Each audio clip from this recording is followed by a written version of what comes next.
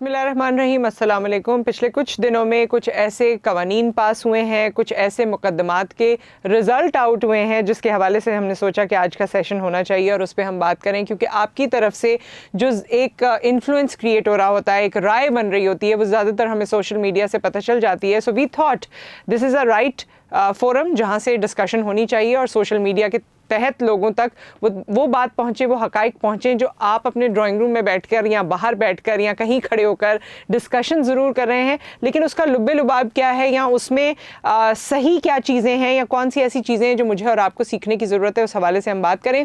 Sindh talk में आज हमारे साथ मौजूद हैं एडवोकेट हाई कोर्ट जो इस हवाले से बात करेंगी, अस्मा जावेद साहिबा। अस्सलाम वालेकुम। कैसी हैं आप? अल्हम्दुलिल्लाह, थैंक यू सो मच। और अगर मैं पिन पॉइंट करूं तो सबसे पहले हम पैका के हवाले से बात करेंगे, जिसमें एक बड़ा ही अजीब सा ह्यू एंड क्राई हुआ और हर लेवल पर, हर फील्ड पर हम देख रहे हैं कि लोग इसे एट द लार्जर स्केल इसको क्रिटिसाइज कर रहे हैं। रीज़न बीइंग कि जाहिर है अगर मैं कोई बात कर रही हूँ या और लोग जो जर्नलिस्ट हैं ख़ास तौर पे, या जिनका ताल्लुक मीडिया से है या जिनका ताल्लुक खबर पहुँचाना है, बहुत से लोगों को खबरें मिला करती हैं और वो उस सोर्स का नाम लिए बगैर बताते हैं कि जी सोर्स से हमें पता चला है, या जिस तरह से हम टीवी वगैरह में बताते हैं।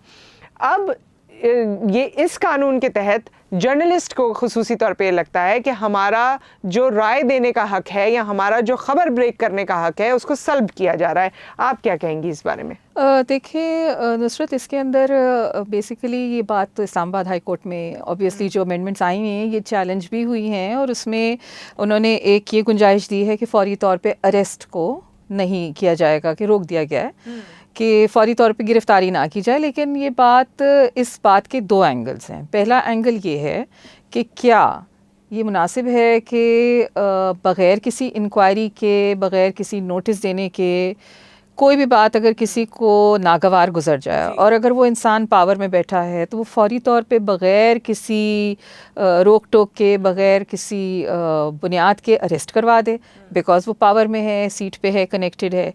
एक एंगल ये है।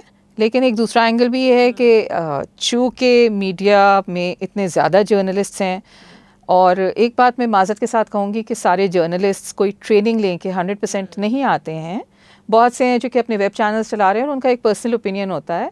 तो सोर्स ऑफ इंफॉर्मेशन अगर तो उनका है तो फिर उनकी एक मजबूती है। लेकिन अगर उनका कोई सोर्स ऑफ इंफॉर्मेशन है ही नहीं, खालिसतन अंदाज़ों पे या कंजेक्चर्स पे या अनफॉर्चुनेटली किसी और साइड, किसी और पॉलिटिकल साइड की इंस्टिगेशन पे अगर उन्होंने कोई बात कही है, तो शायद उसकी थोड़ी सी रोकथाम इस कानून से डेफिनेटली होगी, वो बनती है। और मैं इसको मज़ीद एक्सटेंड करना चाहूँगी, क्योंकि ये तो वो जर्नलिस्ट हैं जो आपको और हमें पता है। एक हमारी सोसाइटी में जर्नलिज्म शुरू हो गई है, हर किसी के पास मोबाइल कैमरा है, हर किसी के पास खबर है, and everybody is a journalist, everybody is a media person. अब बस खबर को रिकॉर्ड करना या उसका आपके हाथ में आना ज़रूरी है, और उसके बाद आप उसे कहाँ कहाँ आगे भेज देते हैं। तो बिल्कुल वो बात आपकी सही है कि जांच पड़ताल किए बगैर, और ख़ुसूसी तौर पे जहाँ पर हम लोगों को डिफेम कर रहे हैं, डेफेमेशन के केसेस इतने आते हैं, ख़वातीन के हवाले से ऐसी ऐसी चीज़ें आ जाती हैं जो कि बहुत अफसोसनाक हैं, और बग़ैर कुछ इवन एथिकल वैल्यूज़ को भी सामने रखे बगैर हम उसको आगे स्प्रेड करना शुरू कर देते हैं। तो ये पॉइंट सही है, लेकिन इसके साथ साथ जो पहला वाला पॉइंट है मेरे ख्याल में उसकी तरफ भी नज़रसानी करनी होगी। तो जिस तरह कोर्ट ने इस मामले में ख़ुसूसी तौर पे ऐसा लगता है, जिस तरह से उन्होंने नोटिस लिया या हेयरिंग्स हो रही हैं या जिस तरह से उनका स्टांस भी सामने आ रहा है कि लाइन ज़रूर ड्रॉ होनी चाहिए, लेकिन हक भी किसी का मारा नहीं जाना चाहिए ना। जो जिस तरह PFUJ भी कह रही है कि जी हम भी एहतजाज करेंगे, और भी जो जर्नलिस्टिक कम्युनिटीज़ हैं वो कह रही हैं हम एहतजाज करेंगे, हमारे लिए ब्लैक डे है। दोस्तों, इसमें मैं ये ऐड करना चाहूँगी कि सिर्फ जर्नलिस्ट नहीं, वकील हज़रात ने भी इस पे आवाज़ उठाई है। उनको भी एक ये है कि जी आज़ादी इजहार के ऊपर कुछ ऐसी पाबंदी ना हो कि जी आप अपना ओपिनियन ही एक्सप्रेस ना कर पाएँ, या आपने अपना एक ओपिनियन किसी फेसबुक पे स्टेटस में या कोई ट्वीट में शेयर किया है और उसके ऊपर एकदम से आपकी गिरफ्तारी हो जाए बिकॉज वो ट्वीट रीट्वीट हुआ और पेशावर में किसी को बुरा लग गया, तो अब उसने वहाँ कंप्लेंट फाइल कर दी, आपकी गिरफ्तारी कराची में हो गई। तो इसमें एक तो ये बाइफिकेशन या एक फाइन लाइन होनी चाहिए इसमें कि किस हद तक और क्या। दूसरा, ये एक मीडिया की भी प्रैक्टिस होती थी ओवर मेनी ईयर्स कि आप अपने सोर्सेज ऑफ इंफॉर्मेशन, मैं मानती हूँ, रिवील नहीं करते हैं, लेकिन जो भी जर्नलिस्ट होता है उसको ये पता है कि उसका जो भी मैनेजिंग एडिटर होगा वो अपना सोर्स ऑफ इंफॉर्मेशन शायद वहाँ तक शेयर करेगा और ऑथेंटिक होगा ना? ऑथेंटिक होगा जी, बिल्कुल। क्योंकि अब इस वक्त माज़रत के साथ बहुत सारे लोग जैसा आपने कहा कि जिसके पास मोबाइल फ़ोन है, पाकिस्तान में इस वक्त सबसे बड़ा प्रॉब्लम ये है कि जिसके पास भी मोबाइल फ़ोन है वो सियासी पॉलिटिकल एनालिस्ट हो गया है, सियासी तज्जिया, बिल्कुल। जो टीम में नहीं है वो सबसे अच्छी क्रिकेट खेलता है, जो पॉलिटिक्स में नहीं है वो सबसे अच्छी पॉलिटिक्स करता है, जिसे घर चलाना नहीं आता है वो सबसे अच्छा मुल्क चला सकता है। तो ये जो गैर ज़रूरी ओपिनियन है कि जी ऐसे नहीं होना चाहिए था, वैसे होना चाहिए था, आपको ग्राउंड रियलिटी मालूम नहीं है, लेकिन सिंस आपके पास एक मोबाइल फ़ोन है और आप लिख सकते हैं तो आप लिख रहे हैं। बल्कि मैं इस मौके का फ़ायदा उठा के कहना चाहूँगी कि पहले एक एडिटोरियल पॉलिसी चैनल्स में हुआ करती थी, बिल्कुल, एब्सोल्युटली। विद टाइम हमने बेहतर होने के बजाय हम डिटोरिएट हो रहे हैं। हमारे जो डिपार्टमेंट्स, जिस तरह मैं अब देखती हूँ चैनल्स में, पहले न्यूज़ का एक कंट्रोलर, बिल्कुल उसका उसी तरह से एडिटोरियल पॉलिसी को फॉलो करना, डायरेक्टर न्यूज़ का पॉलिसी को फॉलो करना। अब जो आपको सस्ते पैसों में थोड़ा बहुत एक्सपीरियंस के साथ मिल रहा है आप उसे, and there is one more thing, ये आपकी बात को मैं आगे बढ़ाते हुए कहना चाहती हूँ कि पहले जो चैनल का मालिक है उसकी से नहीं होती थी, जो सच है, जो हकीकत है, जो राय कायम होनी चाहिए वही से आगे जाती थी, एडिटोरियल पॉलिसी को फॉलो किया जाता था। अब चैनल का मालिक ये कहता है कि जो मैं कह रहा हूँ, हर कोई नहीं, ज़्यादातर जो मैं कह रहा हूँ वो करो। तो उसमें आपको मैं ये भी कहूँगी कि उसके अंदर एक बहुत बड़ी वजह ये है कि उस चैनल्स भी फंडिंग्स पे चल रहे होते हैं, बहुत सारे पॉलिटिकल ग्रुप्स हैं जो कि उनको स्पॉन्सर्स दे रहे होते हैं। आप ही की कम्युनिटी में से मैं केस आपको बताती हूँ कि आई एम नॉट श्योर कि आपको याद होगा, आप तो बहुत छोटी होंगी उस टाइम पे, सेनेटर शेरी रहमान हेरल्ड में थी, उन्होंने एक स्टोरी रिपोर्ट की जो कि बहुत ज़्यादा फेवरेबल नहीं थी कुछ सर्टन महकमों के लिए, तो उनकी इंक्वायरी हुई। She did not reveal her source of information, she resign from her post, क्योंकि उनका एक प्रिंसिपल स्टैंड था कि मैं अपना सोर्स ऑफ इंफॉर्मेशन जहाँ बताना ज़रूरी है बताऊँगी, लेकिन ऑन दैट लेवल के जहाँ इंक्वायरी हो रही है नहीं रिवील करूँगी। So she took a stand. ठीक है, आज की तारीख में सोर्स ऑफ इंफॉर्मेशन क्या है? आप उठा लें मीडिया, सोशल मीडिया के ऊपर सिटीजन जर्नलिस्ट वेलकम किए जाते हैं। अगर आपके पास फ़ोन है, आपके पास कैमरा है, और आप कुछ भी देख रहे हैं, कुछ भी आप देख रहे हैं, अब आपको उसकी दो साइड्स ऑफ द स्टोरी का वर्जन नहीं पता है, आप फॉरेन रिपोर्टिंग शुरू कर देते हैं। लेकिन ये है कि पैका के हवाले से जो कोर्ट्स का स्टांस रहा है वो अप्रिशिएबल है, और ऐसा महसूस होता है कि वो बिल्कुल न्यूट्रल होकर हर किसी को सुनने के बाद अपना फ़ैसला महफूज करेंगे। सो उसके लिए हम लोग फॉरवर्ड करें। इसी के साथ जो कोर्ट की बात हुई, और मैंने शुरू में भी जिस तरह से कहा, बल्कि मेरे दिल में ये बात आई है और मैंने नोटिस किया है कि लोगों का एक तरह से एतमाद, जाहिर है जुडिशरी पे एतमाद होना चाहिए, ये one of the pillars of the state है, लेकिन कुछ चीज़ें हमारे यहाँ एक तरह से तर्ज बन गई कि जी आप कोर्ट में जाएंगे, बड़ा टाइम लग जाएगा, कब आपके केस की सुनवाई होगी, फिर अगर लड़की के हवाले से केस है तो उसकी बहुत बदनामी होगी।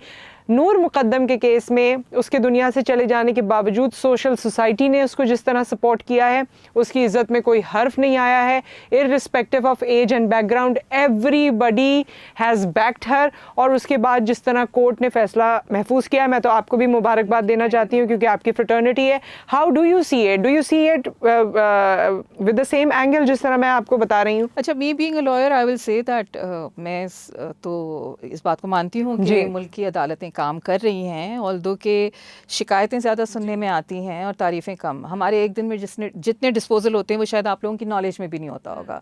हम बग़ैर किसी तामुल के, मैं भी और जिन जजेस के सामने मैं प्रेजेंट होती हूँ, सब अपनी कुर्सियों पे बैठे हुए होते हैं, हम अपनी ड्यूटीज़ कर रहे होते हैं। मैं मानती हूँ कि मुल्क के अंदर लिटिगेशन का जो नंबर है, कि नंबर ऑफ़ पेंडिंग केसेस इतना ज़्यादा है, कुछ हमारी सोसाइटी का भी ऐसा एंगल है कि जी बात ना बात वो केस फाइल कर देंगे। रिगार्डलेस ऑफ ऑल दैट, नूर मुकद्दम का केस एक बहुत बड़ा एग्जांपल है कि पॉलिटिकल कनेक्शंस भी थे, करोड़ों रुपए फ़ीस भी दी, उसके बावजूद प्रोसिक्यूशन ने भी बड़ा अच्छा केस तैयार किया और अदलिया ने भी बिल्कुल न्यूट्रल होकर एक फ़ैसला दिया। और ये टाइम है कि आपको नज़र आ रहा है कि अदलिया जो है वो न्यूट्रल है। Coming to back to the PECA ordinance, इसमें जो प्रपोजल दिया गया है वो ये है कि अगर कोई कॉग्निजेंस हुई है किसी भी मामले की, नोटिस में आई है कोई शिकायत, तो उसके अंदर मैंडेटरी है कि वो 6 महीने के अंदर अंदर हियरिंग ख़त्म हो जाए। Okay, this is one of the things that has been proposed.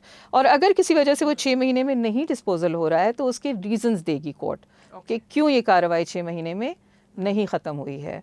तो जहां आप पेका इसकी एक मुद्दत भी मुतय्यन कर ली है, 6 मंथ्स में कर दिया गया है कि इसको कंप्लीट जिस तरह से मैं हमेशा इस चीज़ को भी अप्रिशिएट करती हूँ कि फैमिली मैटर्स के लिए भी कोर्ट ने टाइम अपना मुद्दत की भी है, और जिन खवातीन को अलहदगी इख्तियार करनी होती है या कोई इस हवाले से फैसला करना होता है तो वो पहले तो मुझे याद है लोग सालों कहा करते थे, और औरत को खास तौर पे कि तुम्हें तो मैं कोर्ट के चक्कर लगवाऊंगा, लेकिन अब फैमिली कोर्ट्स ने ये भी एक चीज़ की है जहाँ हम बहुत सारी चीज़ों पर नाला होते हैं, नाराज़ होते हैं, अफसुर्दा होते हैं, वहाँ जाहिर है जो चीज़ अच्छी है उसको अप्रिशिएट भी करना चाहिए, और ये चंद चीजें ऐसी हैं जिसने अवाम का मोराल बूस्ट किया है। बल्कि आपके तवसुत से मैं ये भी कहूंगी कि फैमिली मैटर्स की जो एक मियाद है वो 6 महीने के अंदर है।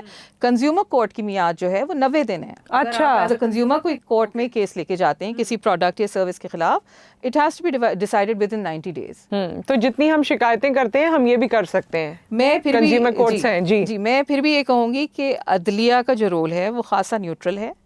अदलिया इंसाफ करने में बहुत आगे है, और आपको इंसाफ होता नज़र भी आ रहा है। जैसे फॉर इंस्टेंस आपका नूर मुकद्दम केस है, for instance there is an uproar कि पेका ऑर्डिनेंस के अंदर किस किस के हुकूक सल्ब हो रहे हैं, तो क्या उसकी सुनवाई नहीं हो रही? इस्लामाबाद हाई कोर्ट में है, लेकिन अदलिया का एक रोल भी है। जैसे for instance coming back to Noor Mukaddam case, ये ट्रायल कोर्ट था, ट्रायल कोर्ट के बाद एपिलेट फोरम्स भी हैं, ये वहाँ पे भी चलेगा। इन view of the circumstantial evidence, in view of the arguments laid down, उसके ऊपर की अदलिया जो है वो फिर as per what is laid down before them फिर डिसाइड करेगी। और पेका में भी अभी रोज़ सुनवाई हो रही है और इसको पूरी अटेंशन मिल रही है। अब देखते हैं, let's see what comes, because it's pre mature. लेकिन इसकी ब्राइटर साइड ये है अस्मा कि अगर हम इसी तरह से केसेस आवाम के सामने आते रहें, उनकी सुनवाई होती रहे, उनका फैसला आवाम में आए, तो लोगों में एक तो फेथ जो हमने कहा ही, उसके साथ साथ जराइम के खात्मे की तरफ भी हम अपने आप को बढ़ता हुआ देखेंगे। मैं इसमें आपको ये बताऊंगी कि FIA के जो केसेस होते हैं, जैसे कि साइबर क्राइम, मनी फ्रॉड, जो ऑनलाइन केसेस होते हैं कि जी किसी ने ऑनलाइन पैसे ले लिए, गायब हो गया, या कोई प्रोडक्ट बिक रही है फेसबुक पे या ट्विटर या इंस्टाग्राम, किसी भी जगह आपके साथ एक फ्रॉड हुआ है, आप वो कंप्लेंट लेके आइए FIA में, हियरिंग भी होगी, इंक्वायरी भी होगी, and if there are reasons वो मैटर कोर्ट में भी आएगा, उसके ऊपर कार्रवाई भी होगी। इसमें बहुत सारा जो भला हो रहा है वो उन बच्चियों का हो रहा है जिनकी के नामुनासिब तस्वीरें आ गई, आगे वो व्हाट्सएप्स पे चली गई, और उसके बाद फिर उनको इंसाफ मिला है कोर्ट से। तो इस पे तो बहुत काम हो रहा है, इस पे बहुत काम हो रहा है, और उम्मीद है ये काम इसी तरह होता रहेगा। और हमारी तमाम तर नेक तमन्नाएं आपके साथ और ऑब्वियसली आपकी पूरी फ्रेटर्निटी के साथ हैं, and we are looking forward कि आगे भी हम इसी तरह से पॉजिटिविटी देखेंगे। देखें, वो तो जाहिर है कोर्ट का फैसला आने में ताखीर यूं भी हो जाती है कि जब तक उसके आर्ग्यूमेंट्स आएंगे, जब तक आप सबकी बात सुनेंगे, उसके बाद आप उसका फैसला सुनाएंगे। सो वी होप कि इसी तरह से पॉजिटिविटी हमारी सोसाइटी में हमारी सोसाइटी तक पहुंचती रहेगी। बहुत शुक्रिया अस्मा आपके टाइम का, बहुत थॉट प्रोवोकिंग और बड़ा ही इंफॉर्मेटिव सेशन आपके साथ रहा। इंशाल्लाह दोबारा आपसे मुलाकात करेंगे। Thank you so very much. और बात वही है कि जहां अप्रिसिएशन की ज़रूरत है वहां आप भी अप्रिशिएट ज़रूर कीजिए, स्टडी कीजिए, अपने आप को इन्फॉर्म्ड रखिए। हम बिला वजह बहुत सी चीज़ों पर परेशान होते हैं, अफसरदा हो जाते हैं, लेकिन हमें पता नहीं होता कि राह फरार है, वो दरवाजे हैं जहां आपकी सुनवाई हो सकती है, वो दरवाजे हैं जहां आपके दुख का इजाला हो सकता है। तो अपनी आंखें और कान खुले रखें, हमारे प्रोग्राम्स देखते रहें। आपसे फिर मुलाकात होगी। अल्लाह हाफिज़।